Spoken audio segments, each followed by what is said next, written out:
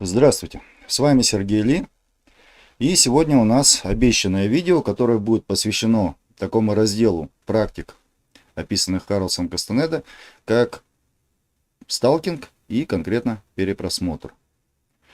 В сегодняшнем видео я объясню популярно на пальцах, что такое сталкинг. Естественно, речь идет не о том, что подразумевал Кастанеда, а о том, что из этого понял лично я и что подтверждается конкретно моей практикой. Мы разберем методические приемы Карлоса Кастанеды, потому что тут есть чему удивиться, есть чему восхититься. И вообще, вот когда я анализирую, скажем так, методическую часть книг Карлоса Кастанеды, то есть методика, да, это то, что как обучать правильно.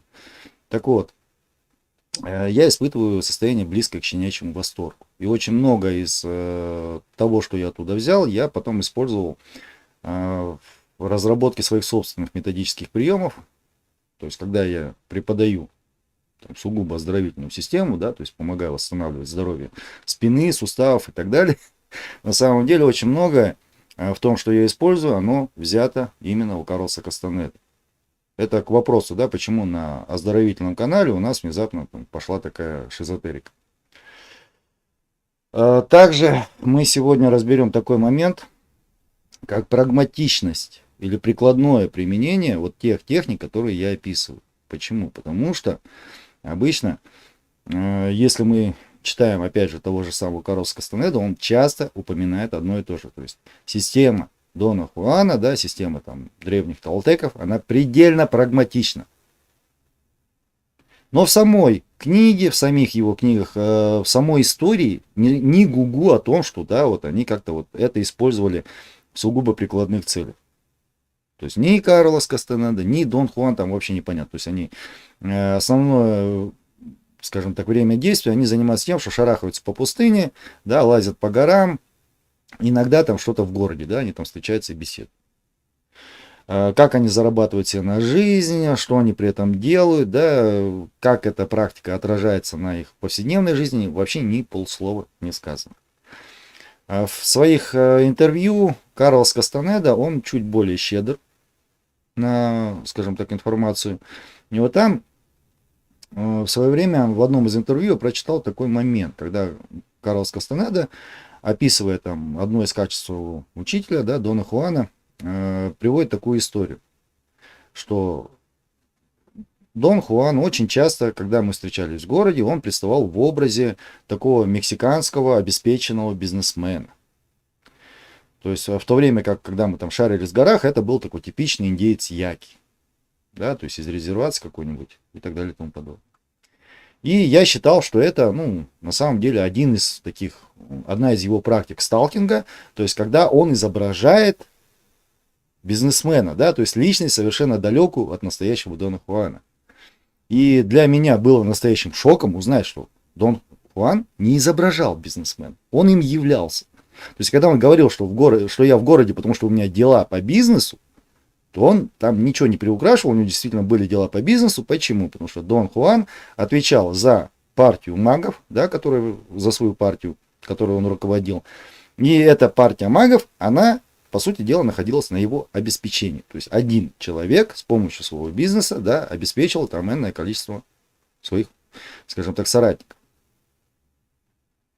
И это, оно очень сильно перевернуло мои взгляды. Почему? Потому что я начал подозревать, что Карлос Кастанеда, он очень серьезно что-то не договаривает, да, в своих книгах. Естественно, возник вопрос, почему он это делает.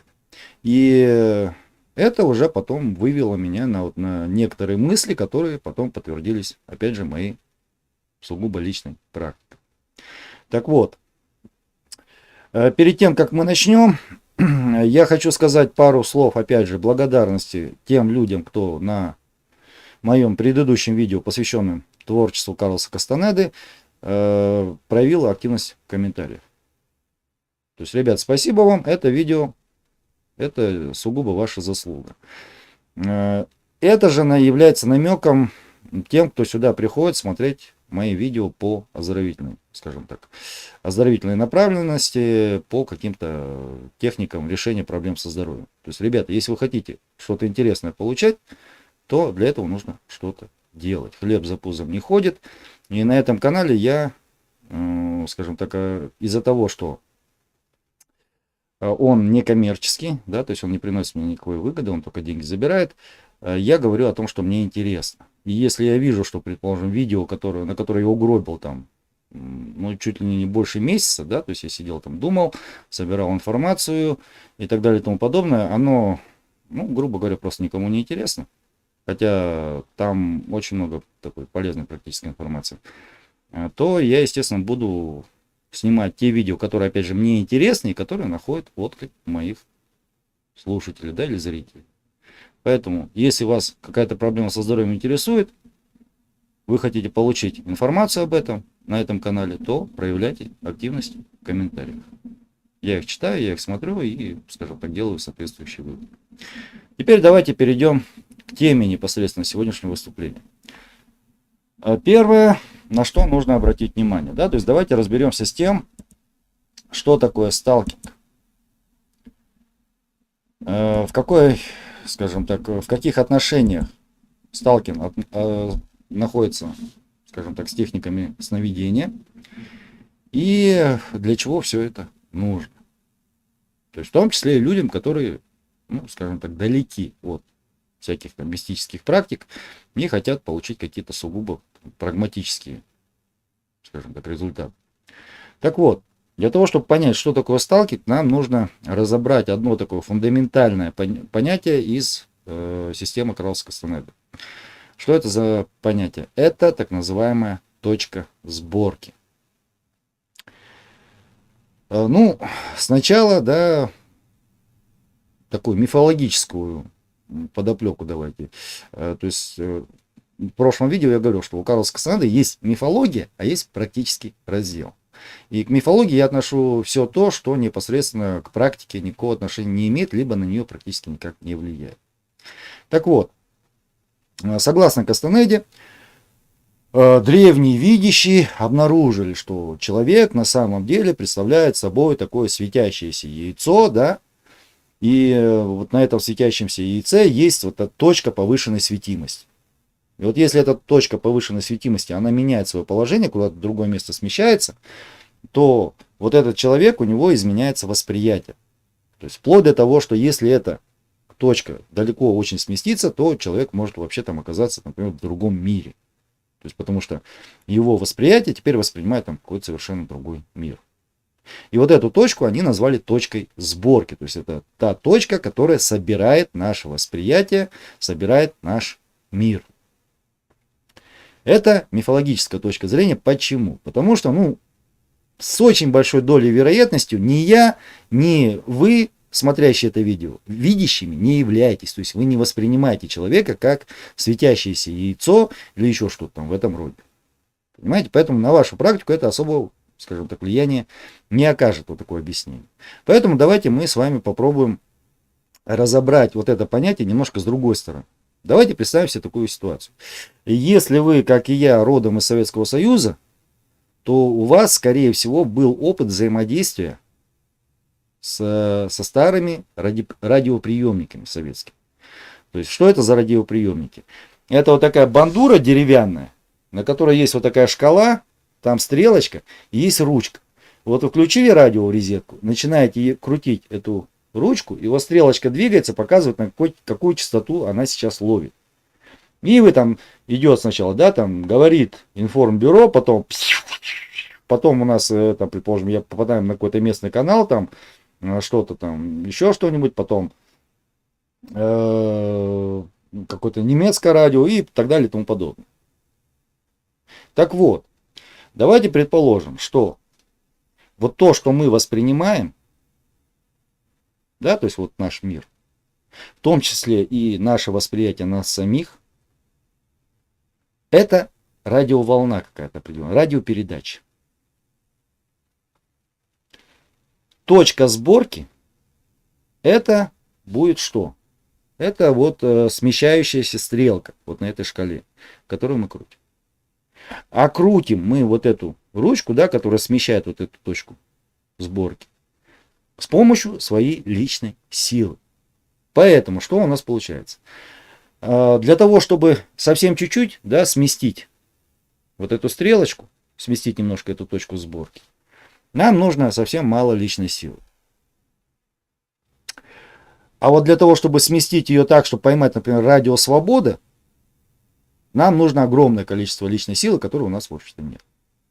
Поэтому мы с вами большую часть жизни проводим, слушая одну и ту же радиопередачу. Потому что у нас тупо нет личной силы для того, чтобы сместить наше восприятие на какую-то другую передачу. Ну и, соответственно, что у нас получается? Исходя из этого, опять же, в традиции Дона Хуана или Карлоса Кастанеды, есть два метода работы с этой самой точкой сборки. То есть это сновидение и это сталкинг. Что такое сновидение? Сновидение – это практика, с помощью которой мы можем сместить нашу точку сборки далеко, то есть вплоть до за пределы человеческого восприятия, то есть какой-нибудь другой мир. А сталкинг – это практика, которая позволяет вот эту точку сборки, когда мы ее сместили куда-то, удержать там, где она находится. Почему? Да все очень просто. Вот давайте разберем на примере всего того же сновидения. Когда мы засыпаем, мы можем увидеть абсолютно любой сон, да, то есть, и вот как раз таки, как родились практики сновидения, согласно Кастанеде, опять же, согласно мифологии, что вот древние видящие, которые научились видеть человека как там яйцо, да, светящееся, они обнаружили, что когда человек спит, у него точка сборки смещается естественным образом во время сна. То есть, грубо говоря, когда мы засыпаем, у нас вот этот механизм настройки, он сбивается, и наше сознание может перемещаться там в совершенно какие-то непонятные положения. Но там есть одна проблема. Смещаться-то оно то смещается, но оно там, скажем так, неуправляемо, хаотично. Поэтому мы начинаем смотреть один сон, потом у нас сюжет сна может совершенно поменяться, и вот так он, скажем так, гуляет. То есть это совершенно такой хаотичный, практически неуправляемый процесс, если этому специально не учиться. В свою очередь, сталкинг, в отличие от сновидения, там тоже происходит смещение точки сборки. Да, мы немножко пересобираем свое восприятие, но оно незначительное. То есть мы совсем чуть-чуть его смещаем с точки зрения, там, скажем так, магии. Однако, мы, когда вот это делаем, мы учимся вот эту точку сборки удерживать в нужных нам положениях.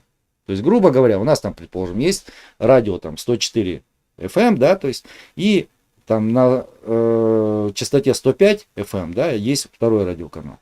И вот если во время сновидения у нас радиоприемник работает, например, так, было 104 FM, да, пока мы не спали. Мы легли спать, у нас точка сборки улетела там куда-нибудь в 30 гигагерц, да, там, или еще куда-нибудь. Но оно как прилетело, так оттуда и улетело.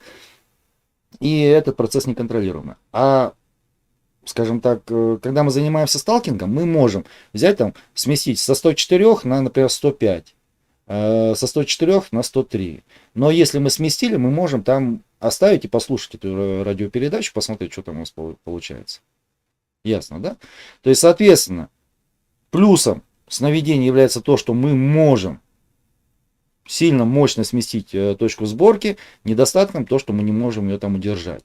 Недостатком сталкинга является то, что мы не можем сильно смещать точку сборки, а, скажем так, плюсом является то, что эти состояния стабильны. То есть, если мы переместили куда-то точку сборки с помощью техник сталкинга, то мы там можем задержаться на нужное нам время, которое, естественно, определяется, опять же, нашей личной силой. Ну и вопрос, да, вот я нормальный человек, сижу, да, слушаю, Сергей, тебя, и у меня возникает вопрос, какого хрена ты мне это несешь, что мне это дает? Теперь давайте посмотрим. Вот такой простой пример. В детстве, когда нам нужно было что-то попросить у родителей, то, в чем они могли отказать, но то, чего нам очень сильно хотелось, я думаю, очень многие из нас делали как? Они ждали подходящего момента, подходящего настроения. когда вероятность отказа резко снижалась. То есть, если вы в памяти поковыряетесь, да, то я думаю, хотя бы один такой случай вы найдете. И вопрос, да, а при чем тут это вообще? Дело в том, что когда мы смещаем вот эту точку сборки немножко, то мы меняемся. То есть, помните, восприятие не только мира, но и восприятие нас самих. То есть, соответственно, если мы смещаем точку сборки немножко, изменяется немножко мир, да, в котором мы живем, и немножко мы изменяемся. То есть мы приобретаем немножко другие качества. А теперь давайте вспомните, вы в состоянии предельного гнева, и вы же в состоянии предельного благодушия. Да, то есть настроение хорошее, все замечательно. Как это отражается на восприятии? Да? Один и тот же факт вы в состоянии гнева и в состоянии благодушия воспримете совершенно по-разному. Это вызовет у вас совершенно разные реакции. В одной и той же ситуации, в состоянии гнева и в состоянии благодушия, вы будете принимать разные решения совершенно. Ну и не говоря уже о том, что вы будете совершенно по-разному себя вести. И такое и возникает ощущение, что человек, один и тот же человек в состоянии предельного гнева и в состоянии предельного благодушия, это два разных человека вообще. По поведению, по интонациям, по способу принятия решений и так далее и тому подобное. Соответственно, что мы получаем? Вот оно движение точки сборки. Мы смещаемся, наша точка сборки смещается немного в одну сторону, и мы оказываемся в состоянии гнева. Мы смещаемся немножко в другую сторону, мы оказываемся в состоянии благодушия. Смещаемся в третью сторону, мы, скажем так, чувствуем себя старыми. И являемся этими, скажем так, старыми. Смещаемся немножко в другую сторону, мы молодеем. То есть начинаем вести себя как молодые люди. И чувствовать себя как молодые люди. То есть весь спектр наших эмоциональных состояний это, по сути дела, небольшие смещения вот этой самой точки сборки. Соответственно, сталкинг, как набор практик, если брать его прагматическую ценность, это способ управления, причем тотального контроля своим состоянием.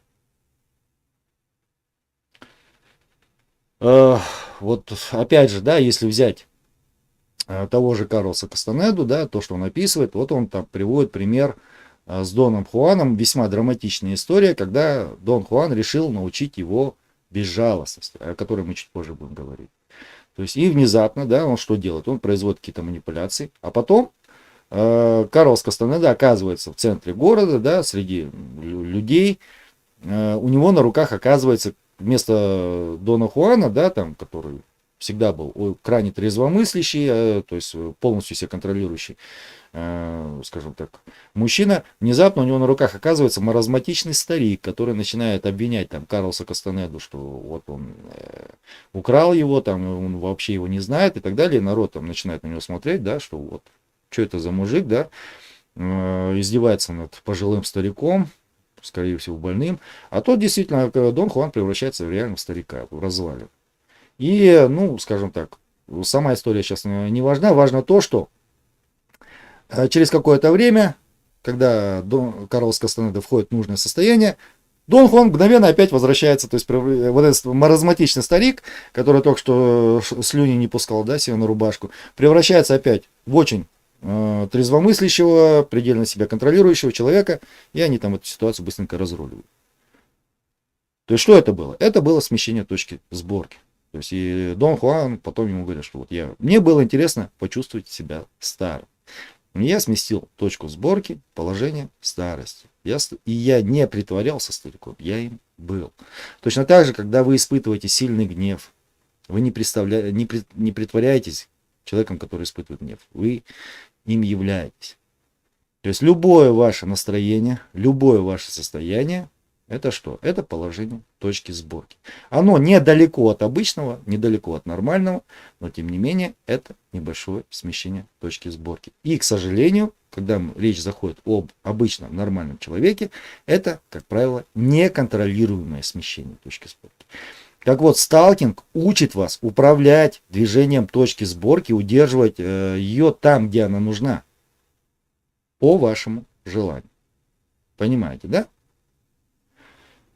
Так вот, теперь давайте перейдем непосредственно к перепросмотру. То есть это основная техника сталкинга.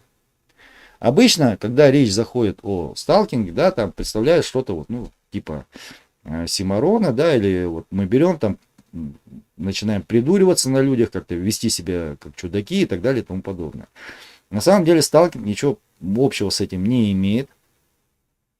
И более того, если вы практикуете сталкинг, то об этом вообще никто никогда ничего не узнает. Потому что вы будете вести себя абсолютно адекватно, абсолютно естественно. Более того, скорее всего, вы будете себя вести даже более адекватно, чем большинство людей.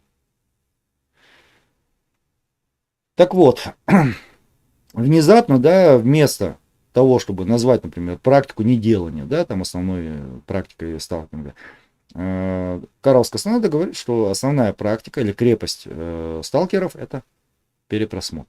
Что это за практика? Если взять процедуру формального перепросмотра, то она выглядит следующим образом. Опять же, да, мы берем две точки зрения: мифологическую и практическую. То есть, согласно мифологической мифологии, да, Кастанеды, то что он говорит? Вот якобы древние видящие, да, о чем я говорил уже в прошлом видео, они увидели, что вот существует какая-то безличная сила, которую можно описать в виде огромного орла. Когда человек умирает, орел своим клювом выдирает его осознание и пожирает. И вот в процессе этого пожирания у нас перед глазами проносится вся наша жизнь. Да, то есть вот орел ее скушивает, и вот по мере, где он там откусывает, вот там это воспоминание у нас появляется.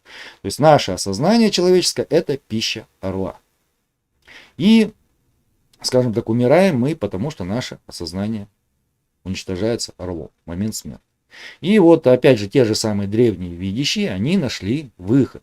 А что если взять и скормить вот эти свои воспоминания орлу до факта самой смерти? То что произойдет? Внезапно они обнаружили, что можно бесконечно там, ну, либо очень-очень сильно продлить свою жизнь и освободиться. И вот таким образом родилась практика передпросмотра. То есть мы как бы имитируем вот этот, скажем так, то, что происходит в момент смерти. То есть в момент смерти, ну, опять же, якобы у нас перед глазами проносится вся жизнь. А маги, они целенаправленно берут и перепросматривают свою жизнь для того, чтобы скормить осознание вот это свое орлу и освободиться от него. Это мифология. Почему? Потому что, опять же, на практику очень мало оказывает влияние, и она больше нужна для привлечения внимания. Хотя история красивая. Теперь практический раздел. То есть формальный перепросмотр, ну, как Кастанеда его описывал. То есть вам нужно начать не с того, что вы садитесь и начинаете вспоминать, что происходило с вами там в вашей жизни. Нет. Вам нужно сначала составить список. И этот список, он должен состоять из 3 граф, да, или из 3 категорий. То есть первая категория — это все мужчины, с которыми вы взаимодействовали в течение всей своей жизни. Вторая графа или категория — это все женщины, с которыми вы взаимодействовали в течение своей жизни. Даже мимолет. И, наконец, третья графа — это все места, в которых вы находились в течение своей жизни. То есть начинается все очень рутинно, то есть вы берете там какую-нибудь большую тетрадь, чертите 3 графы и начинаете выписывать, начиная с сегодняшнего дня. Вот сначала все мужчины, да, вот кого там, вплоть до факта рождения, да, то есть вот кого сможете вспомнить. Потом все женщины, потом все места, где вы бывали, да, опять же в хронологической последовательности, начиная от сегодняшнего дня и заканчивая там чуть ли не первыми своими воспоминаниями. Это нудная, чрезвычайно нудная и рутинная работа.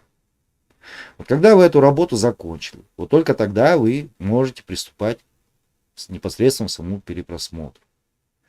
Вы, ну, там, опять же, требуется сделать определенный ящик, в который вы помещаетесь, да, там, согнув ноги в коленях, И вот вы там в этом ящике в полной темноте должны, дыша определенным способом, то есть вдох вы делаете, когда голова двигается от одного плеча к другому, выдох вы делаете на обратном движении. То есть вот такое дыхание у нас получается. Вдох, выдох. Причем даже в его книгах самих у Кастанеды, в общем-то, есть различия. В одних случаях говорится, что нужно дышать там от правого плеча к левому, вдох делаем, выдох наоборот от левого к правому, а в других наоборот, от левого к правому вдох и обратно выдох. И вот так мы, скажем так, берем из списка, например, там, последнего мужчину, с которым мы взаимодействовали, и вот так дыша, мы начинаем вспоминать все, скажем так, события, которые мы помним, да, то есть связаны с этим мужчиной. Потом следующий пункт из списка. И вот так, да, мы должны все перепросмотреть. Вот когда всех перепросмотрим, последними мы перепросматриваем своих родителей, то есть отца и мать. И вот тогда перепросмотр считается закончен. Я думаю, уже из одного описания видно, насколько геморройная эта процедура. То есть, насколько она нудная, сколько она требует вроде бы ненужных усилий и ненужных сложностей. Вот тот же самый ящик перепросмотра. Это вот, ну, давайте мы представим, вы живете, да, вот там в квартире, съемная или ваша собственная квартира. Ну, где вы этот гроб поставите? Даже если вы его соберете, собрать его, в принципе, несложно. То есть молоток или шуруповерт, там, все, несколько листов фанеры, вот ящик перепросмотра. Но куда вы его поставите? Как вы будете объяснять там своим домочадцам, что это за гроб у вас тут стоит, и нахрен он вообще нужен? И так далее и тому подобное. То есть куча сложностей на ровном месте, хотя практика вроде бы понятна. Ну что там, просто нужно вспомнить все свои события. Неудивительно, что когда народ начал массово заниматься этими практиками, ну и начали что? Переделывать эти практики под себя, модифицировать. То есть и вариантов перепросмотра вы в сети найдете кучу. Ну, например, да, ну, не получается, да, там с формальным перепросмотром отношения не ладится, да, то есть, например, мы начинаем буксовать уже на этапе составления списка, да, перепросмотра. Ну, хорошо, тогда давайте делать так. Мы будем вечером перепросматривать весь день, который мы прожили. То есть, и вот у нас, да, идет перепросмотр. Ну, классно. Классная техника, она действительно полезная. Даже полезна тем, кто ничем мистическим не занимается. Потому что позволяет, ну, скажем так, понять, что вы в течение дня делали, где вы ошиблись там, и какие-то практические выводы сделать для себя. Полезная штука. Кроме того, она развивает неплохо внимание, да, и осознанность. Либо там, ну, куча самых разных вариантов. Причем, самое интересное, у самого Карлоса Кастанеды также мельком упоминается, что однажды там, Дон Хуан ему сказал, что тот перепросмотр, который ты сделал, это вообще на самом деле фигня какая-то. А вот так надо делать сейчас. И он ему предложил другую методику, когда Карлос Кастанеда, он выписывал определенные события своей жизни в виде картотеки. То есть вот карточка, да, это какое-то событие жизни. А потом, изучая вот эти и перепросматривая вот эти события, он эти карточки использовал для построения каких-то определенных логических схем. То есть он начал видеть свою жизнь как последовательность определенных сценариев. То есть вот так-то, да, вот реализуется на мое там, чувство собственной важности. Вот так оно на событийном уровне проявлялось. Вот тогда зародилось, вот так начало развиваться и так далее и тому подобное. То есть получается, что вот эта процедура, которую я только что чуть ли не полчаса вам описывал, она, в общем-то, вроде бы и не нужна. Да вопрос, зачем тогда Дон Хуан давал Карлосу Кастанеде такую сложную, геморройную процедуру, когда все можно сделать намного проще? Парадокс, да? И вот для того, чтобы понять, для чего вот такие сложности на ровном месте, нам нужно разобраться еще с одной штукой, еще с одним понятием, которая имеет непосредственное отношение к нашей жизни, к нашей судьбе. Почему? Потому что это вещь, которой несложно научиться. Ну, скажем так, относительно несложно ее включить в своей жизни, а практически выхлоп у нее огромный. Что это? Это то, что Карлос Кастанеда называл намерением. Тут, опять же, когда начинаешь читать Кастанеду, когда он начинает описывать это намерение, то есть все, что касается любого из его терминов, это всегда головняк. То есть вы начинаете читать, у вас начинает пухнуть голова, и концы с концами не сходятся. В свое время, когда я читал про это намерение, я вообще не мог понять, ну, во-первых, что это, во-вторых, я не мог понять, как это можно использовать. Не говоря уж о том, что как это можно вообще тренировать там, или развивать у себя.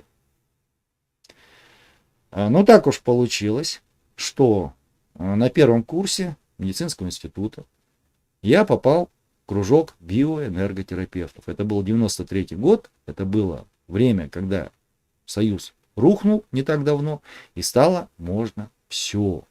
В том числе и лечить людей биоэнергией, там, заниматься гипнозом всяким, заниматься магией и прочим пятым-десятым. Я пришел туда, если честно, ну, по двум причинам. Первая причина – это я был из бедной семьи. И мне нужны были деньги внезапно. Почему? Потому что я был молодой, и хочется и девушку в кино сводить, там, что-нибудь вкусненькое купить, да, и, там, и так далее и тому подобное.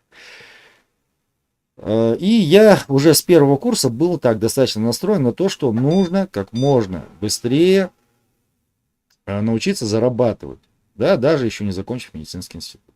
И как раз таки возможность лечить людей за деньги, она меня очень сильно привлекала. А вот вторая причина заключалась в том, что меня очень сильно заинтересовало то, что я увидел. Да, то есть это диагностика, да, там с помощью биолокационных рамок мы это делали, способы лечения там бесконтактные и так далее и тому подобное. Это было очень интересно. Однако, позанимавшись несколько месяцев, я выяснил одну интересную вещь. Оказывается, одной из практик, которая давалась только именно ученикам, то есть она не показывалась там тем, кто в школу не входит, была техника так называемого заказа. Что такое заказ? То есть, предположим, вам нужны деньги, а денег у вас нет. Вот что нужно сделать? Вы такие берете, фокусируетесь и даете приказ, что мне нужны деньги. Нужно, чтобы в течение 3 дней я получил там какую-то сумму. И тут бах, не проходит и 3 дней, и вам внезапно, досрочно дают, например, стипендию. То есть проблема решилась, да, заказ осуществился. И когда там, мой учитель меня научил этой практике, вы знаете, как я ее использовал? Я использовал следующим образом. То есть это 93-й год. Да, полный бардак во всем, да? В том числе и с транспортом. Автобусы ходили, когда они хотели, как они хотели. И обычно, да, утром в час пик уехать на занятие или на работу, это было, ну, такой квест. То есть сначала было нужно простоять от 40 минут до часа, то есть, соответственно, нужно было выйти минимум за 2 часа до нужного времени. От 40 минут до часа нужно было отстоять. За это время там на автобусной станции собирался человек 100-150. Потом подъезжал такой двойной Икарус, кто помнит, да, эти пыхтелки, да, автобус забитый полностью. И вот дальше нужно было пробиться, то есть в двери, да, и залезть в этот автобус, и потом как бочка, как селедка в бочке, доехать до нужной остановки. Еще на нужной остановке нужно было пробиться к двери и успеть вылезти. Так вот, я начал использовать вот этот заказ для чего? То есть я выходил на остановку и говорил, хочу, чтобы через 5 минут подъехал 44-й автобус, двойной и пустой, чтобы я мог спокойно зайти, сесть и сидя доехать там на занятие. И вы, скажем так, ну, вы не поверите, но для меня было шоком, когда это начало работать. То есть я месяц ездил так, как я хотел. То есть в любое время, час пик там и так далее и тому подобное. То есть я выходил, щелкал пальцами и говорил, хочу 44-й автобус, пустой, там, через 5 минут. Все. Вплоть до того, что даже на спор я это делал. Но через месяц все это дело закончилось. И я внезапно оказался, что мало того, что заказы не работают, так еще и накатила какая-то жуткая волна невезения. То есть вообще ничего не получилось. Даже там, где должно было что-то получиться, у меня не получалось. Все из рук валилось. Все шло наперекосяк. И вот я 4 года прозанимался в этой школе по одной простой причине. Я хотел понять, как это работает. Как это работает и как сделать так, чтобы это работало снова. Вы скажете, Сергей, ну это просто тебе месть свезло. Но дело в том, что в этой же школе я где-то, начиная со 2-го года обучения, начал обучать новичков. И уже я объяснял им вот эту практику, эту технику. И везде, у всех учеников, да, наблюдалась одна и та же картина. То есть с момента овладения этой техникой месяц они творили чудеса. Через месяц все как обрезало, и на этом все заканчивается. То есть это было повторяемо. Ну, скажешь, Сергей, ну это какие-то сказки. Теперь давайте возьмем другой пример из моей уже практики. И опять же, многие мои ученики, которые занимаются на соответствующих программах, они подтвердят. Моя любимая практика это что? Это практика, которая называется «Найди монетку». В чем ее суть? Если вас беспокоят проблемы с финансами, ну, деньги нужны, да, или не хватает хронически денег, и способов как-то решить эту проблему у вас нет, и вы не знаете, что делать. Вот в таких случаях я обычно говорю, то есть найдите монетку. Мне задают вопрос, как ее найти? Я говорю, ну вот, ты же живешь своей жизнью, ты ходишь куда-то, да, ты с кем-то общаешься и так далее. Вот твоя задача продолжать жить своей жизнью, но смотреть по сторонам и искать монетку, которую кто-то потерял. Вот когда найдешь монетку, неважно где, там, на улице, да, ты шел, бах, и нашел монетку, там, на почте был, бах, нашел монетку, или купюру нашел, значит, задание выполнено. И я регулярно там на своих программах, да, которые не относятся к оздоровлению, я вот это задание даю. И потом в чате вот такие интересные вещи происходят, когда мне пишут, Сергей, ну вот 2 недели уже ищу, не могу ничего найти. Я говорю, ну продолжай искать дальше. Ищи. Потом пишут. Сергей, а вот скажите, я вот уже 3 недели искал монетку, ничего не нашла, а сегодня мне бах, взяли, вернули долг, который я уже про него и забыла. И там я думал, что мне его не вернуть никогда. Это считается за найти монетку? Я говорю, да, считается. То есть люди находят, когда они пытаются найти монетку, либо они ее находят через какое-то время. Но к этому времени очень часто бывает так, что их, ну, скажем так, проблемы с деньгами, они начинают как-то решаться. Появляются какие-то возможности, какие-то там шансы, ну, новую работу могут предложить, могут вернуть старый долг, да, как в описанном примере, и так далее и тому подобное. Что это? Вот это как бы результат моих поисков.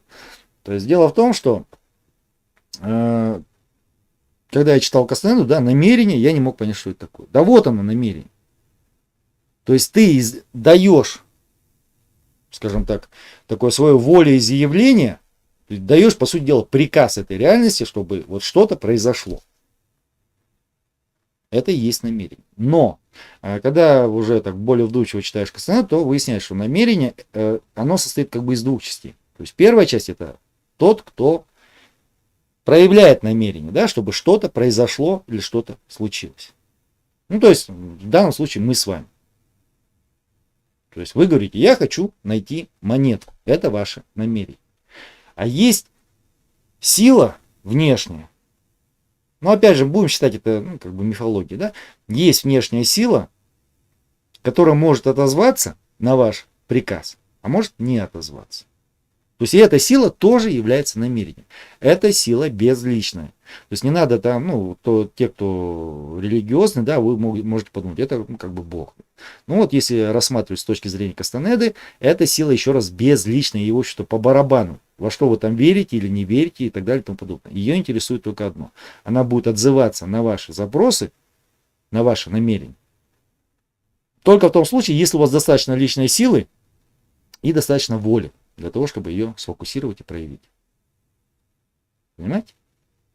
И вот когда эта мысль, скажем так, до меня дошла, вот тогда я в общем просто как бы внешне я перестал какой-либо там биоэнергетикой, магией и прочим заниматься. Почему? Потому что если раньше, вот, например, моя супруга могла мне сказать, мы стоим на остановке, ждем автобус, и моя супруга начинает меня там толкать. Серега, давай, сделай, чтобы автобус пришел. Что ты же маг, волшебник, колдун, давай, наколдуй что-нибудь достала. И так далее и тому подобное. Вот, вот с этого момента вот так, все это закончилось. То есть я начал вести обычную жизнь. То есть работал, там, учился, своими делами занимался и так далее. Почему? Потому что я понял, что если у тебя есть личная сила, то твои намерения осуществляются. А если ее нет, ты ее потратил, то какой бы ты там ритуал ни делал, все это бессмысленно. Понимаете? И я начал заниматься только практиками, которые, ну, с моей точки зрения, увеличивали личную силу. Ну и вопрос, да, Сергей, а мне-то с этого что? Вот есть какая-то мистическая техника заказа и так далее. А как я, какую практику? Так дело в том, что это может быть не иррационально, но это проверяется практикой, да, то есть возьмите то же самое упражнение с монеткой, попробуйте его сделать и посмотрите, что произойдет. То есть ничего не произойдет, вы ничего не потеряете. А если что-то произойдет, то вы очень много приобретете. Почему? Потому что у нас появляется инструмент, который позволяет нам влиять на нашу жизнь, на нашу судьбу. Вот как-то раз вышел скандал с моими родственниками, и когда я спросил, а что вы на меня наезжаете, я вообще при чем? Да, вот ты везунчик чертов, мы тут в поте лица, Паш, мы тут усираемся и так далее. А ты как бабочка порхаешь с цветка на цветок, живешь в свое удовольствие, в общем, тебе все легко дается и так далее и тому подобное. Я что-то как-то даже призадумался. Ну, в принципе, да, а так оно и есть. То есть, если взять мою биографию, да, вот начиная где-то с 30 лет, я чертов везунчик. То есть, я порхаю как бабочка. Я ни хрена не делаю. Ну, если смотреть, опять же, со стороны. То есть, ну, типичный пример такого порхания. Я работал одновременно на 2 компании. Получал зарплату на 2 компаниях. Ну, они о других, естественно, ничего не знали. И не работал. То есть, я не ходил на работу вообще. На этих 2 компаниях. То есть, ну так уж устроено все было, что компании находились в другом городе, и о моей деятельности узнавали только по, скажем так, продажам, которые происходили, и по моим отчетам. Все. Ну, иногда там раз в несколько месяцев приезжали проверки. Все. Вы скажете, Сергей, ну, да, можно так месяц поработать, потом тебя уволят. Я так 2 года проработал. То есть, это вот порхание такое, да? Но это что? Это результат применения намерения в обычной жизни. То есть я там не махал руками, я там не просто я хотел, чтобы у меня были совершенно другие задачи в то время, и мне нужны были деньги просто, чтобы жить и какие-то свои, скажем так, потребности удовлетворять. А все остальное время я занимался практикой боевых искусств, я занимался разработкой своих собственных практик, с которыми вы, кстати, сейчас ознакомитесь, да, по моим видео, и так далее и тому подобное. То есть и вот судьба складывалась так, что я мог этим заниматься спокойно. И, ну, я думаю, это искупает все. Вот у меня был комментарий, кстати, в предыдущем видео, я не знаю, зачем его удалили, то ли YouTube удалил, то ли автор комментарий удалил, когда мне там удивился, что Сергей, ты 4 раза прочитал 12 книг Кастанеды, вот тебе делать нехрен. Да вот именно поэтому я их читаю. Еще и не 4, 44 раза прочитаю.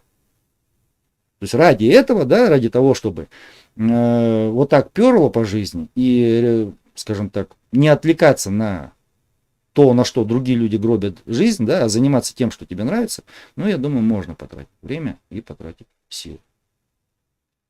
Понимаете, да? Вопрос, к чему такой большой спич? Почему мы начали со сталкинга и перепросмотра, а вдруг обратились к намерению, да, и вот к этой чертовщине?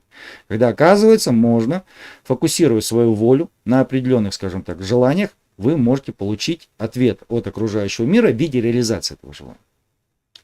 Дело в том, что, по моему мнению, то есть это сейчас чисто моя отсебятина пойдет, формальный перепросмотр, вот та процедура, которую он описал, список перепросмотра, ящик и так далее, весь этот геморрой, он нужен не для перепросмотра. Он нужен для тренировки намерения. Понимаете? То есть пока вы занимаетесь вот это, то, что вам кажется ерундой, вы тренируете то, что является вот этим самым намерением. Вы учите фокусировать свою волю и проявлять ее для того, чтобы окружающая вас реальность, да, вот эта внешняя безличная сила откликнулась на ваше желание сделать перепросмотр. Понимаете? То есть это прием, это трюк Кастанеды, который позволяет непосредственно, скажем так, вот эту процедуру пройти так, как она должна быть пройдена.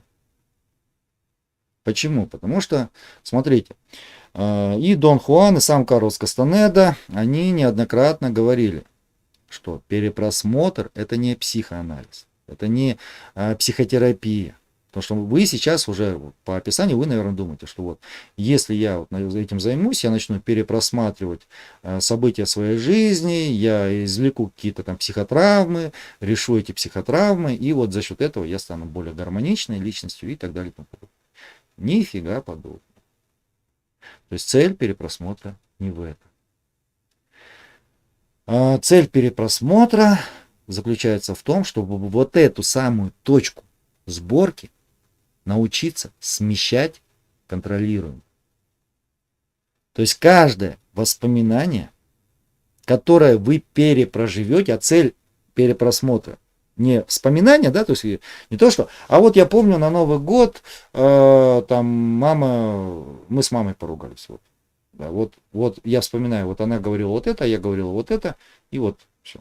Вот любое воспоминание, которое вы сейчас попытаетесь вытащить из своей памяти, это не будет перепросмотр. Почему? Потому что перепросмотр это перепроживание этого события еще раз. То есть, если вы вспоминаете, да, как в детстве вас мама отругала на Новый год, то есть мама, да, и есть такое, знаете, смутное описание событий, и может быть, вот, когда вы это вспоминаете, у вас какие-то эмоции полезут негативные, да, то есть, вот, там, обида, что мама вот меня незаслуженно отругала и так далее и тому подобное. А когда вы начинаете делать перепросмотр этого события, то есть реальный перепросмотр, то происходит что? Вы оказываетесь там, вы наблюдаете за всем от первого лица, и вы испытываете то, что вы испытывали в том возрасте. Понимаете? То есть это именно перепроживание, которое может быть вызвано только одним. Смещением точки сборки в ту часть вашего, ну, грубо говоря, энергетического тела, где находится это воспоминание. Понимаете? То есть, соответственно, перепросматривая всю свою жизнь, мы смещаем точку сборки, то есть во все возможные, да, там, положения нашей человеческой жизни. Соответственно, если я, предположим, смещаюсь в возраст, в события, которые происходили, когда мне было там лет 20, то я не вспоминаю то, что было, когда мне было 20. Я становлюсь 20-летним в это время. Почему? Потому что точка сборки, это еще раз, это не только внешний мир вокруг вас меняется, да, то есть изменяется что-то, а и ваше состояние меняется. И это, кстати, ну, вот мы чуть позже про это будем говорить, это ответ на вопрос, каким образом, ну, хотя бы теоретически, тот же самый Дон Хуан, там лет 85, ему ну, минимум 85 лет было, на момент событий, которые описывает Кастанеда, мог в качестве развлечения, да, в качестве какой-то практики, вместе со своим корешом Доном Хенара развлекаться тем, что они переворачивали валуны. Ну, то есть там пустыня Сонора, там песок, там это все, и огромные валуны каменные. И вот они там развлекались, переворачивали эти валуны, чтобы посмотреть, что под ними находится. Понимаете? Ну, 85 лет, и вот такие развлечения как-то мало сочетаются. Да? Вот тут оно и кроется. Понимаете? Именно поэтому это интересно, и поэтому, скажем так, перепросмотр как практика, это сугубо прагматическая вещь. есть огромной чисто прикладной ценности. Так вот, как я понимаю эту процедуру сейчас? То есть первое, вот все вот эти, скажем так, на первом этапе, когда мы приступаем к формальному перепросмотру, то есть мы начинаем составлять список перепросмотра, может быть, да, делать ящик перепросмотра, хотя я, например, никогда этим не занимался, никогда этим заниматься не буду, скорее всего, то мы фокусируем свое намерение, да, то есть мы формируем волевой посыл, что мы этот перепросмотр сделаем. То есть мы формируем приказ. Почему? Потому что для того, чтобы каждый день, там, вечером хотя бы полчаса или час посвящать тому, что сидеть и вспоминать, с кем я виделся, да, с каким мужчиной, с каким женщиной и в каком месте, да, и заносить это все в список перепросмотра, не занимаясь непосредственно перепросмотром, нужна огромная сила воли. То есть при условии, что у вас нет каких-то там изменений психики. Почему? Потому что люди со сверхценными идеями, да, то есть люди параноидного типа, для них это может быть несложно. Но это уже, ну, как бы все-таки акцентуация, да, определенная. А вот обычному человеку, скорее всего, это будет очень сложно, потому что он хотя бы не может понять, для чего это вообще нахрен нужно. Понимаете? Соответственно, даже не понимая, зачем это нужно, для того, чтобы делать это, нужна воля, волевое усилие. А это и есть практика намерений. То есть один из основных приемов развития вот этого самого намерения, когда, опять же, согласно Кастанеде, это когда мы выбираем одно действие, и это действие выполняем постоянно. С полным вложением, с полной концентрацией, да, с полным самоконтролем. И этим действием может быть что угодно. Вот вам хороший пример намерения. Мой товарищ, мой ученик, он как-то выпивал в компании, ну, скажем так, людей самых разных, в компании творческой молодежи. И вот утром, похмельным утром, народ продирает глаза, ищет чем похмелиться, да, ищет там сигареты, покурить, то сё 50-е. И вот один из них, который вчера пьянствовал наравне со всеми, он отжимается. Отжимается 100 раз. Когда ему говорят, ты что, дурак, что ли? Ты что творишь вообще? Зачем? Он говорит, ну, я решил, что я каждый день буду отжиматься по 100 раз. Каждое утро 100 раз я отжимаюсь. На протяжении уже многих лет. И он говорит, ну ты понимаешь, ну, мой товарищ, тоже врач, он говорит, ну, ты понимаешь, что это вообще для здоровья не очень полезно. С бодуна физические нагрузки, они как бы не... Вот, да, понимаю. Ну, я решил, что я каждое утро буду отжиматься 100 раз. И я отжался 100 раз. Вот это как раз-таки пример тренировки намерений. Ну, кстати, этот товарищ он потом далеко пошел. Если мы посмотрим банальную, да, практическую психологию, вот не так давно мне попадалась книга, по-моему, называлась она «Сила воли». Может быть, я потом напишу в комментариях название этой книги, если это будет интересно кому-то. То есть, где ученый-нейрофизиолог описывала механизмы, ну, то есть, которые у нас происходят в мозге, да, при включении волевых центров. И вот эта ученая, она предлагала такой вариант развития силы воли. Когда вы берете, принимаете какое-то решение и ему следуете. Ну, например, у вас, скажем так, привычка наедаться на ночь. И вы считаете, ну, как бы эту привычку вредной.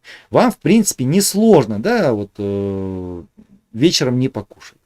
Но, тем не менее, все равно немножко надо напрячься. И вот если вы хотите развить силу воли свою, то вы берете, принимаете решение, что вот я на ночь кушать больше не буду, и строго ему следуете.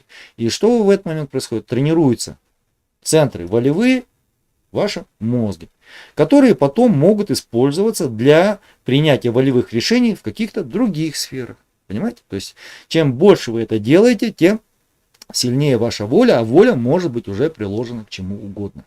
И чем это отличается от практики Карла Кастанеды? Да ничем не отличается. То есть, мы выбираем перепросмотр в качестве тренировки своего собственного намерения.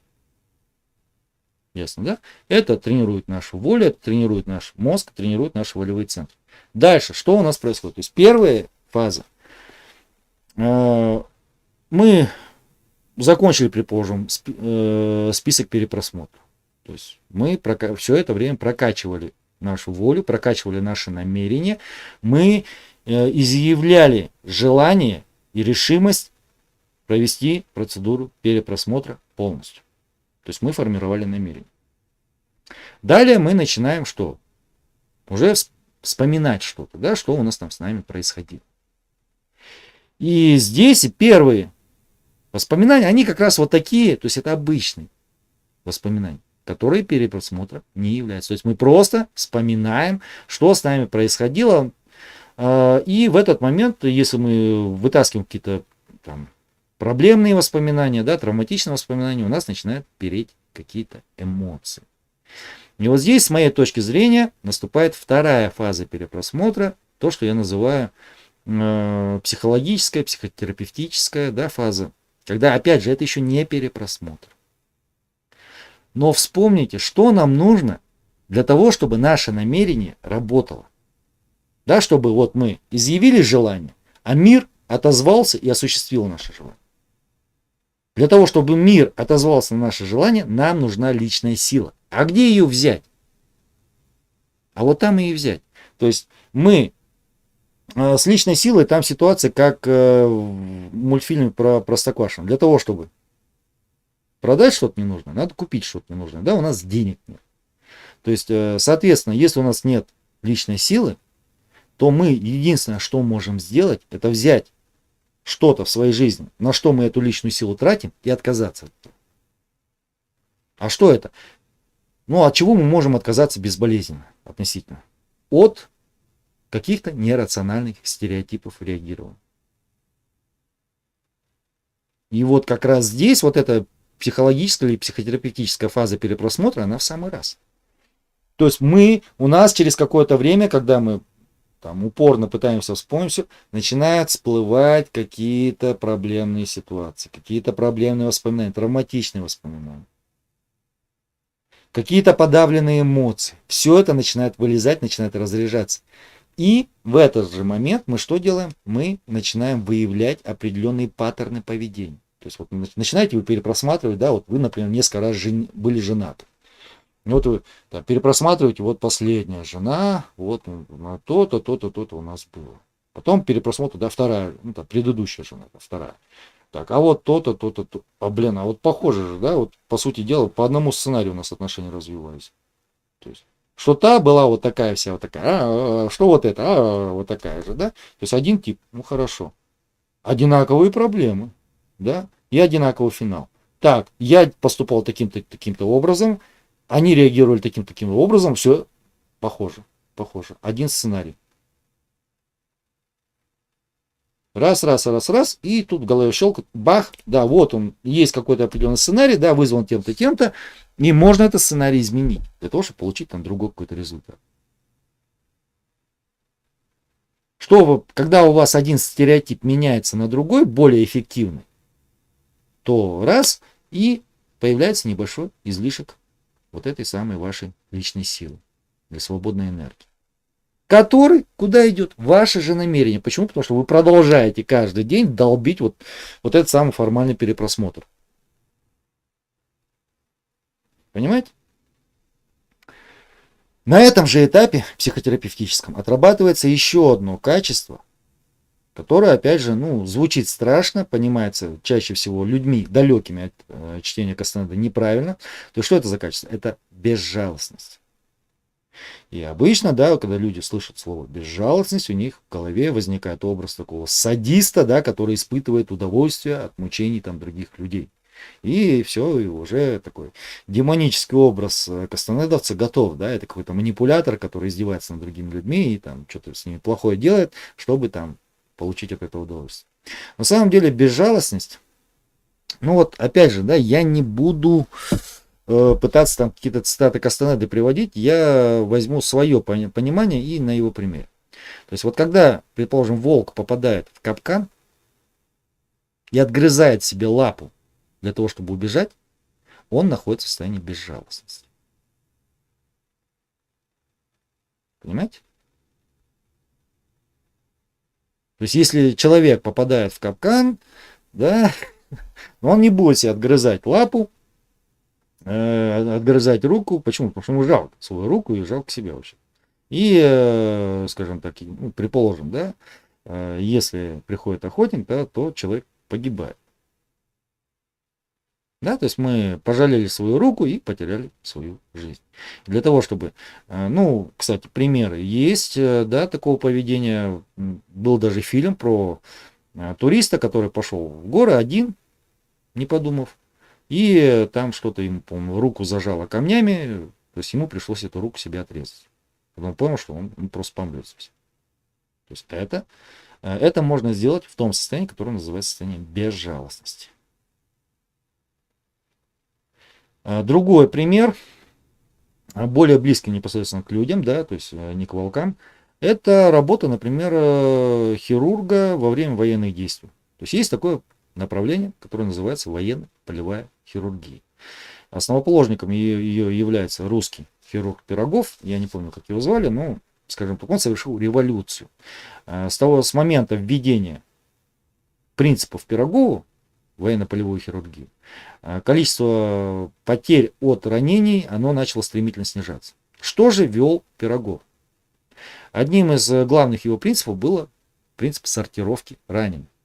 То есть вот представьте, идет война, да, какая-то, военные действия, там вы работаете в своем лагере медицинском, вы хирург, там где-то недалеко за пару километров от вас грохочут взрывы, идут военные действия, и вам на носилках приносят раненых.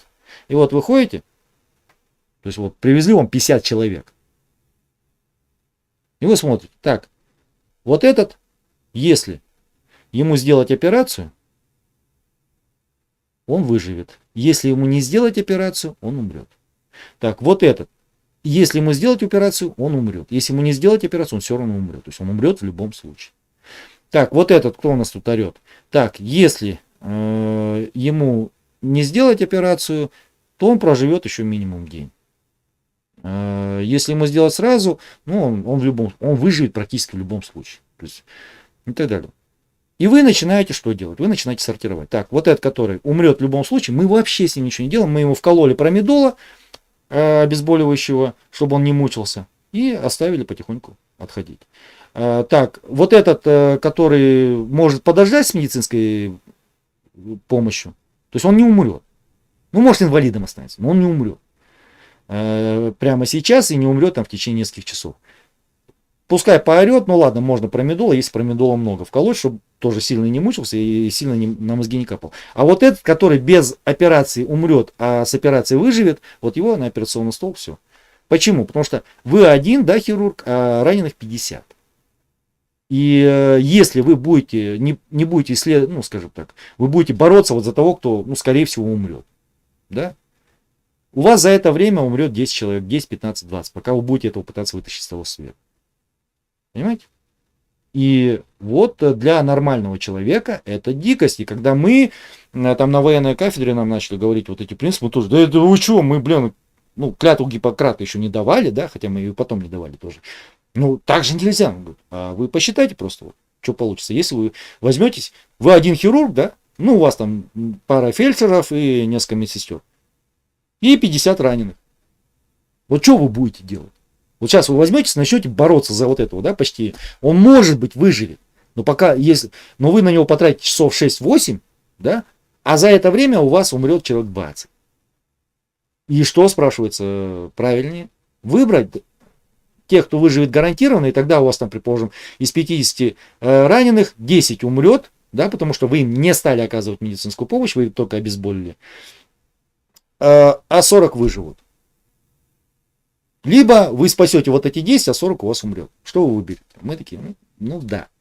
Понимаете? Вот для того, чтобы такие решения принимать, опять же, вы должны находиться в состоянии безжалостности. И вот это состояние, оно отрабатывается уже вот на этой психотерапевтической фазе. Почему? Да все очень просто. Помните, мы на прошлом видео говорили, чувство собственной важности, страх смерти и жалость к себе. 3 кита человеческой психики. Вот когда мы начинаем вытаскивать вот эти проблемные воспоминания, а это похоже, знаете, на что? Ну, я это называю психологическими гнойники. То есть у нас куча подавленных воспоминаний, ну, то есть о событиях, которые были для нас травматичны психологически. Ну, то есть, предположим, вот, если взять мою биографию, да, когда мне было лет там 8 или 10, я уже не помню, я очень серьезно нашкодил. И отец меня ударил, причем ударил не шлепнул, да, а вот именно шарахнул так, что у меня, я помню, земля с небом поменялись местами, все, я вырубился. То есть вот такой удар. То есть это травматично воспоминание. Да, я его подавлял долгое время. Потому что, ну, представьте, да, вы маленький ребенок, а вам наносит удар взрослого человека, то есть фактически с намерением убить. Это страшно. И вот таких гнойников у нас куча. То есть они нас душат. И вот когда мы начинаем их вытаскивать, это все, вот эти все эмоции всплывают. И если в этот момент мы не развиваем вот эту самую безжалостность, то мы начинаем жалеть себя. И вот тут, если мы начинаем это делать, мы оказываемся в достаточно щекотливой, опасной ситуации. Почему? Потому что, ну, грубо говоря, когда мы вытаскиваем какое-то воспоминание травмирующее, очень многое зависит от того, что мы с этим делаем. Почему? Ну, представьте себе ситуацию. Вы чувствуете, ну, то есть у вас проблемы, вы чувствуете себя одиноким, вас никто не любит, вас никто не, ну, короче, не замечает, игнорирует, вы никому не нужны. И вы от этого страдаете, вам плохо, у вас депрессия. И вы начинаете делать перепросмотр, и вы вспоминаете, что и мама вас не любила, и плевать на вас было, да, и бабушка вас не любила, и друзья, ну, в общем-то, которые оказались не друзьями вам, им тоже на вас было начхать, и так далее. И вот эта ваша депрессия, она только усиливается. Почему? Потому что вы лезете, ну, все. Все будет очень плохо. Поэтому вот такой перепросмотр вы должны делать в состоянии вот этого самого хирурга, да, который смотрит на все немножко отстраненно. И вот здесь вспоминается один момент важный. Помните? Дыхание.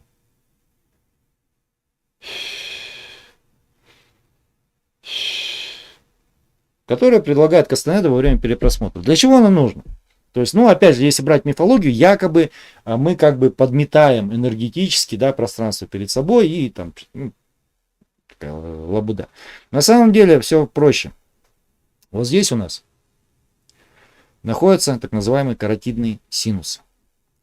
Воздействие на каротидные синусы приводит к тому, что у нас замедляется пульс и снижается давление.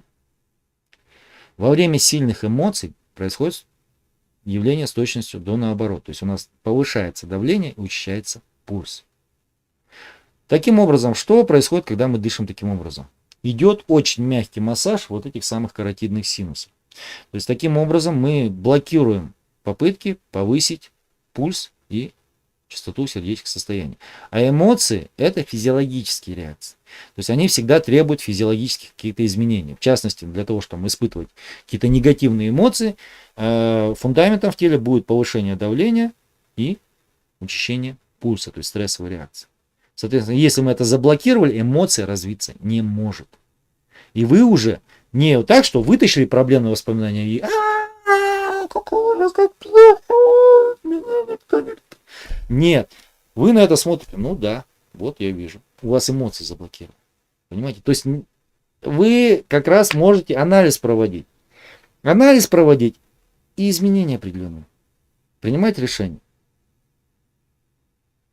И это, кстати, опять же, имеет параллели в современности. То есть вот не так давно целая волна шла сенсационных таких статей, что изобрели таблетку от страха. На самом деле выяснилось, что не изобрели, да, она уже давно изобретена была, а просто выявили необычный эффект у одного старого препарата. Это старый препарат, он есть, ну, был, по крайней мере, в любой советской аптеке, называется он анаприлин.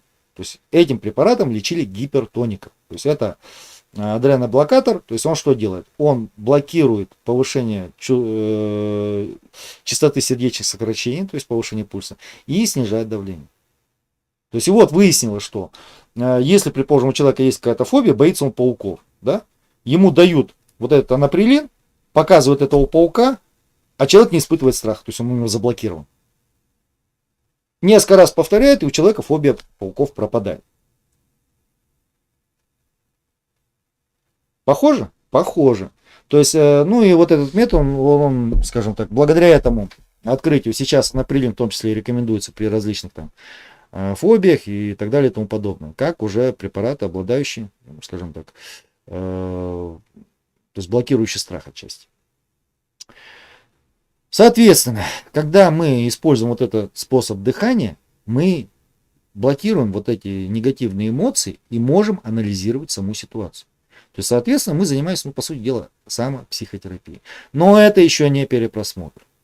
Это подготовка. Почему? Потому что когда самопсихотерапия, самоанализ проходит успешно, мы нарабатываем новые способы реагирования, более эффективные, которые не тратят столько личной силы. Соответственно, определенная часть личной силы у нас высвобождается и идет куда? Опять же, в намерение. Плюс мы нарабатываем вот этот самый навык отстраненности или безжалостности. Почему? Потому что если мы этим навыком не обладаем, то, извините, в серьезные какие-то магические практики нам путь заказан. Понимаете? Именно потому что это состояние, которое позволяет нам выживать, да, сохранять трезвую голову в самых непредсказуемых ситуациях.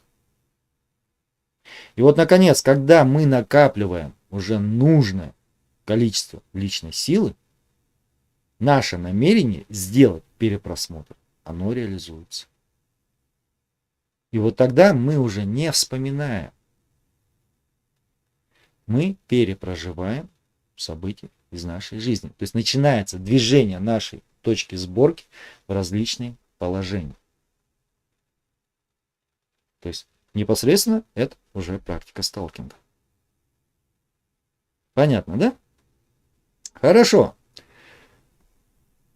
Теперь о том, скажем так, какое отношение сталкинг имеет к перепросмотру. Вот здесь еще один, ну не то что миф, да, но это опять же один из трюков Карлоса Кастанеды, который, я считаю, ну шикарен, мне он нравится. То есть Кастанеда в своих книгах пишет, что есть маги-сталкеры, да, у которых предрасположенность к сталкингу, а есть маги-сновидящие, которые предрасположены к сновидению.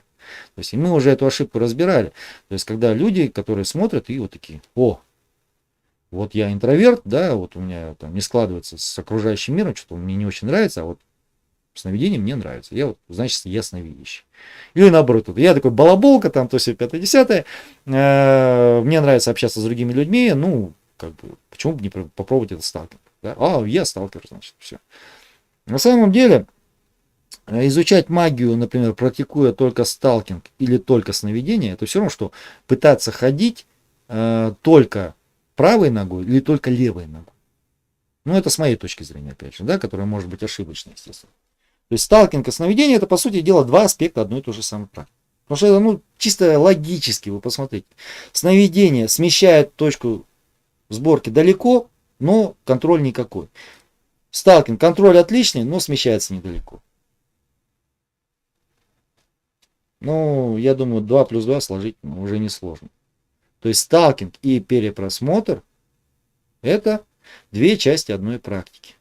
То есть работа по смещению, осознанному, целенаправленному, точки сборки и фиксации ее в нужном положении. Поэтому, скажем так, ну, вопрос, да, для чего Кастанеда вот это мог, ну, вот так сделал. Ну, скорее всего, для того, чтобы люди на практическом, на своем личном опыте убедились в том, что им не хватает чего-то. То есть, ну, предположим, ты интроверт, ты начинаешь заниматься сновидением, и оно дается тебе достаточно легко. Но потом бах, ты упираешься в тупик, и все, и дальше не идет. Начинаешь думать, что у тебя не получается. Ну, кстати, я таким путем зашел. Потому что я со сновидениями работал достаточно много в свое время. То есть начинаешь выяснять, что у тебя не получается, и понимаешь, что тебе не хватает личной силы, что у тебя слишком ригидная психика, у тебя недостаточно контроля. А все это дает только сталкинг. И ты вынужден заниматься сталкингом. Для того, чтобы у тебя двигалось то, что, ну, тебе нравится. То есть сновидение. То есть, ну а если ты занимаешься и сновидением, и сталкингом, то какой ты к черту сновидящий? Ты просто человек, который занимается, скажем так, работой с точкой сборки. То же самое и сталкер, ну, если он все-таки понимает суть этого учения, то есть он делает и так далее, но он понимает, что его состоянием не хватает, ну, как бы глубины, то есть он достаточно ограниченный. Значит, это можно сделать только где? Можно только в сновидении, да, выйти за пределы реальности. Обычно. Человек, не сталкер, да, тот, кто считал себя сталкером, он вынужден заниматься сновидением. Все, пожалуйста. Понимаете, то есть человек, у нас правая и левая нога теперь работают вместе. Соответственно, если вы практикуете сталкинг и хотите вот именно работать непосредственно в русле там кастанедовском, то все-таки сновидение обязательно. Другое дело то, что если вам на все это дело глубоко наплевать, но вы хотите просто свою эффективность повысить, то отдельные приемы сталкинга, они как раз таки будут очень кстати. Понятно, да? Потому что даже если вы просто у вас перепросмотр будет идти на фазе психотерапевтической, плюс вы прокачаете практики своего намерения, да, то есть волевые центры и умение фокусировать свою энергию на осуществлении желания, ну, жизнь очень сильно начнет меняться. Понятно, да? Поэтому, когда мы смотрим поздние книги Кастанеды, то там все очень достаточно просто. Практикует перепросмотр какое-то время, потом практикует сновидение. Потом опять начинает практиковать перепросмотр. Потом опять сновидение. И вот так оно повторяется.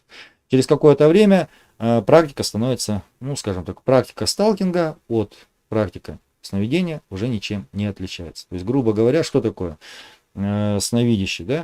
То есть сновидящий — это не тот, кто вот заснул во сне и, скажем так, с помощью каких-то приемов понял, что он спит. Ну, с моей точки зрения, это не совсем так, да? Хотя эти приемы, опять же, ну, сновидение — это, конечно, отдельный большой разговор, но суть в том, что сновидение, как состояние, это одно из положений точки сборки. То есть, соответственно, сталкеру, если вы владеете, ну, скажем так, техниками сталкинга, и ваша точка сборки смещается туда, куда вам нужно, по вашему желанию, то вы не так, что, да, вот, например, какие-то устройства, которые там будут ночью в определенное время мигать в определенной фазе сна, чтобы раздражать ваш мозг, и ваш мозг вспомнил, что надо посмотреть на свои руки, да? Нет. Вы просто ложитесь и смещаете точку сборки куда? В положение сновидения, и вы входите просто в это сновидение. Все. Понимаете, да? То есть и здесь у нас уже точка зрения на сновидение, она начинает понемножку меняться. Поэтому я вот, например, в настоящее время не практикую сновидение. Почему? Потому что то, что я раньше считал практикой сновидения, ну теперь с моей точки зрения оно ей не являлось. Не является. То есть вот все эти попытки, да, там как-то там вот эти все приемы, которые пришли, ну, скажем так, в эзотерическое пространство из практик люцидных снов, да, то есть вот то, что когда люди тренировались, то есть это, как же он называется, забыл этого автора, Лаберж, по-моему. То есть вот с него все пошло, что он придумал методику осознавания себя во сне, когда мы начинаем управлять своим сном.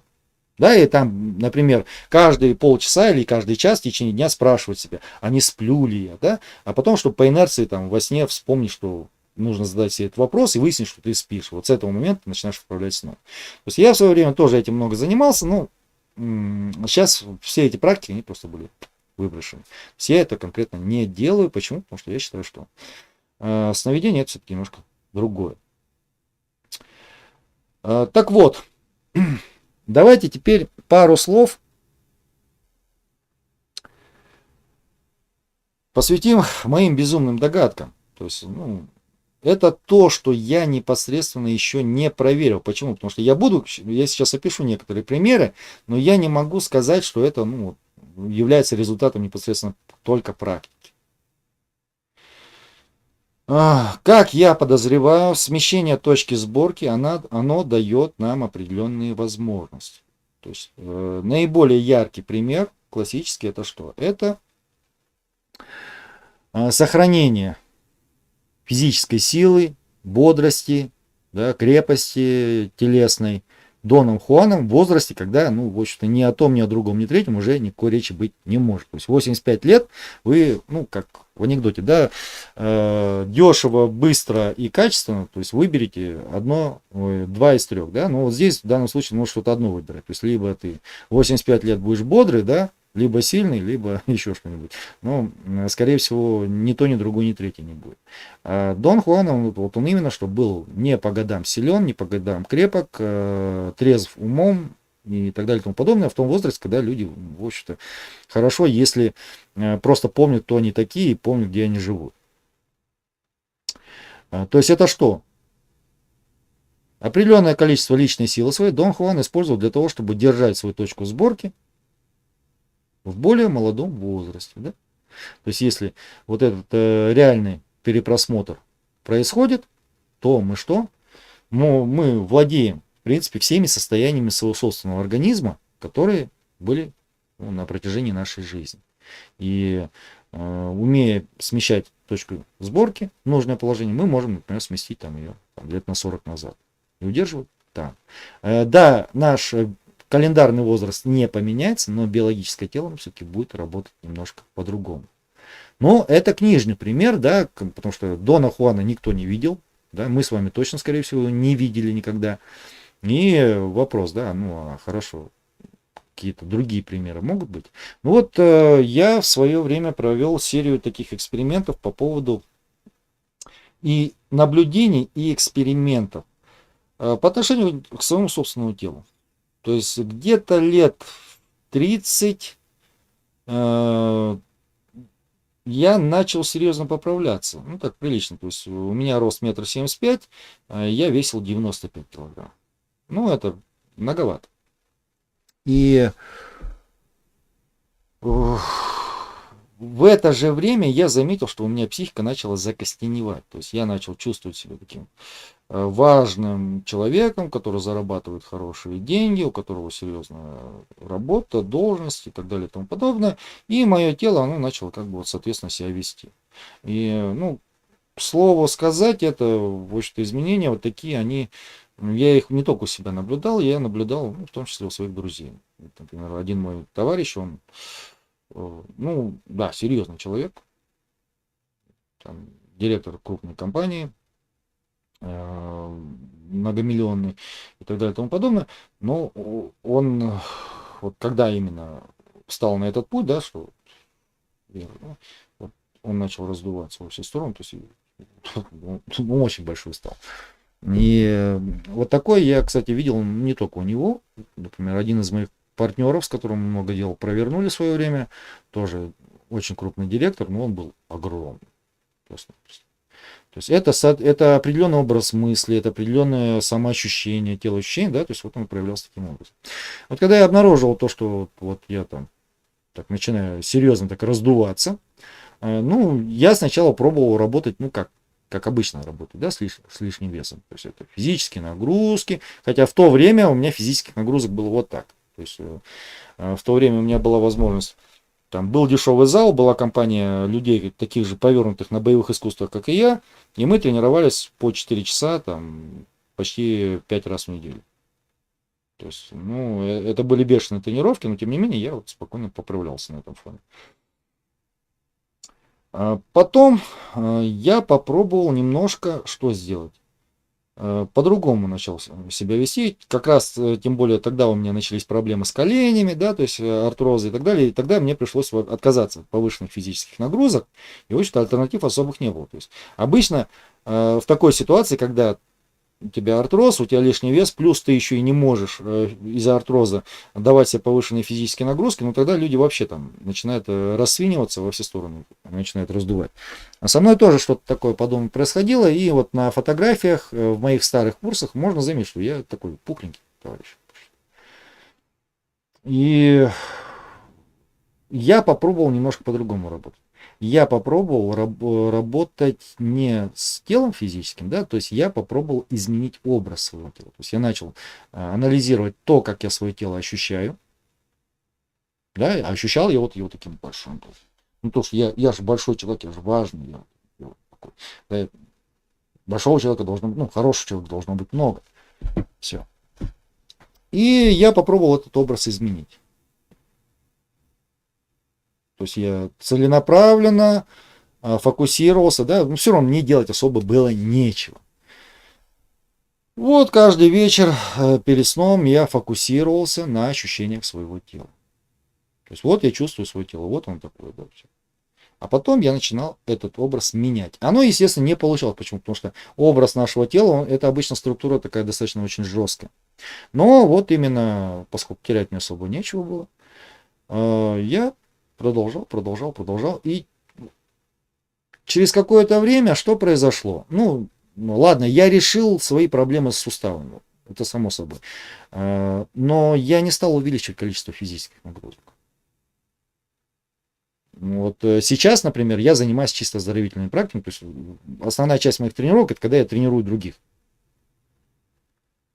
Однако мое тело, оно начало худеть. И вот если сейчас я фокусируюсь на ощущениях своего тела, то есть на образе своего тела, который я ощущаю, он именно такой, каким я его в свое время представлял. То есть я изменил образ своего тела, то есть было намерение стать, ну не худым, да, а вот обычного телосложения нормально.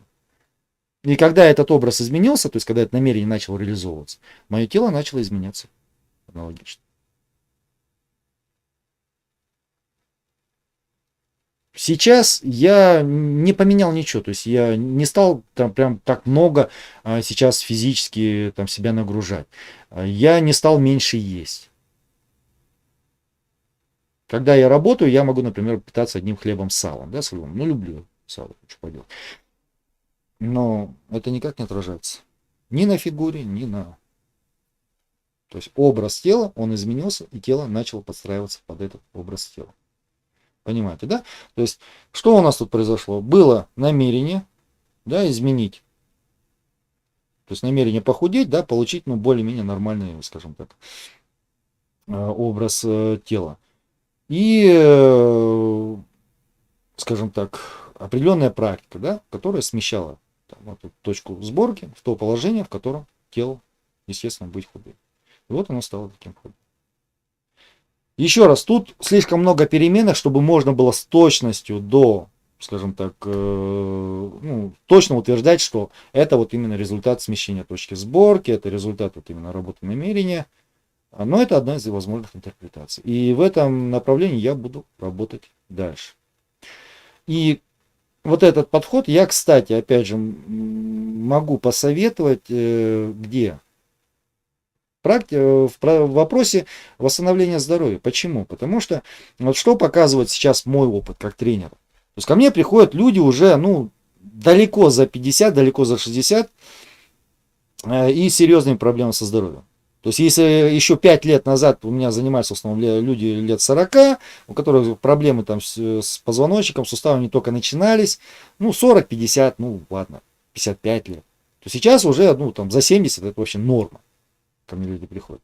И вот там я вижу, что не только состояние тела больное, да, то есть состояние тела больного человека, я и вижу образ мыслей больного человека. Не психически больного, а вот именно, ну, как бы, человек, образ тела уже вот этого человека, да, если он начнет анализировать ощущения своего тела и так далее, он получит тело старое, больное и так далее, которое определенным образом двигается, с определенными интонациями говорит. Да, то есть эти интонации, это все-таки, ну, вот. Человек двигается, и ты понимаешь, что у него что-то, например, не в порядке с коленями. То есть он их бережет, он вот так, да? То есть это на всех уровнях отражается. И тут как раз-таки вот этот подход, когда мы пытаемся, мы не просто делаем какие-то практики для оздоровления, мы еще начинаем вышибать у себя из головы вот эти стереотипы мышления, привычки больного человека, которые вы заработали там за много лет.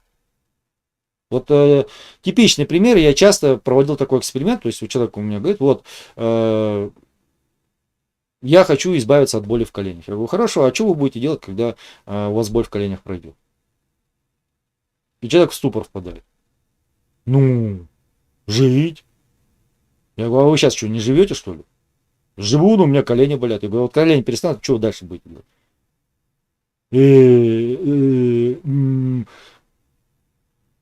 То есть это что? Это как раз-таки изменение, да, то есть у человека, ну, оперируя термины Кассандры, точка сборки человека смещена. положение, в котором он чувствует себя больным человеком, думает как больной человек, да, то есть восприятие больного человека. Мышление больного человека. Почему? Потому что когда ты спрашиваешь здорового человека, у которого полна энергии, что ты собираешься там делать через год? Он такой, ну, я вот собираюсь там куда-то там вот съездить, да, или дом построить, или там жениться я собираюсь. Ну, то есть есть какие-то цели. А когда ты спрашиваешь больного человека, да, который из-за болезни ограничен сильно, ты спрашиваешь его, ну хорошо, вот ты выздоровеешь, что ты будешь делать? И очень многие, они не могут ответить. Потому что все их мысли, они вот крутятся вокруг болячки.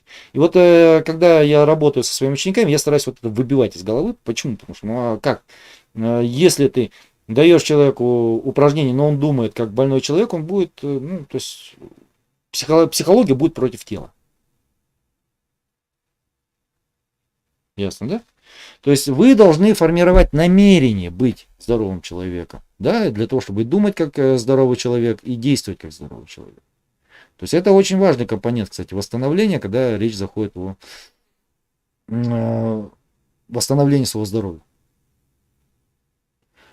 Также, да, вот еще там, если брать примеры, вот, ну, такой юмористический немного пример, когда новичок приходит в тренажерный зал, вот он там выжил свои 20 килограмм от груди, все, встает и начинает перед зеркалом вот так там, пока смотреть, да, вот как у него мышцы увеличились. Выглядит смешно, и, в принципе, действительно, там это весьма забавное зрелище, но что мы видим? Мы видим, вот с моей точки зрения, инстинктивную попытку вот как раз-таки, что изменить образ тела.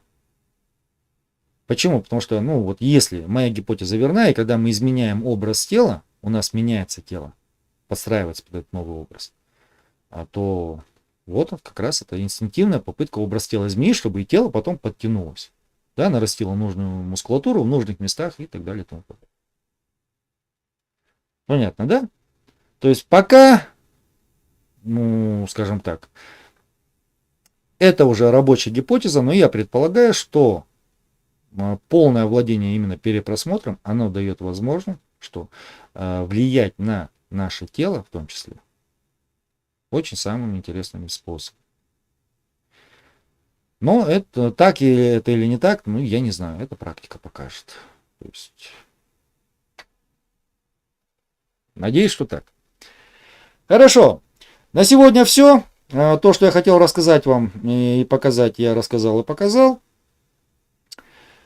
В следующем видео из этой серии, но оно будет не на следующей неделе, оно будет, скорее всего, через неделю, мы поговорим с вами, ну, я думаю, больше поговорим о личной силе.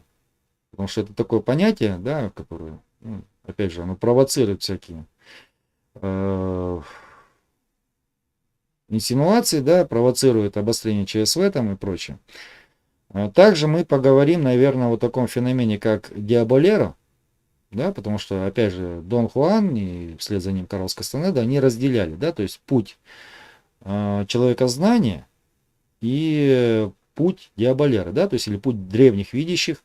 То есть это, ну, не черные маги, да, но это те маги, которые используют личную силу для реализации своего чувства собственной важности и прочего. Там, жажды власти и так далее.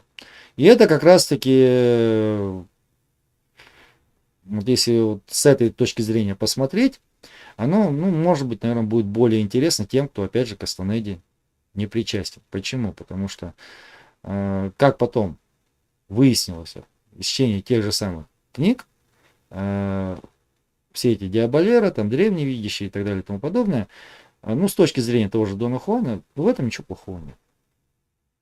То есть просто это, ну, они считали это тупиковым путем. И только.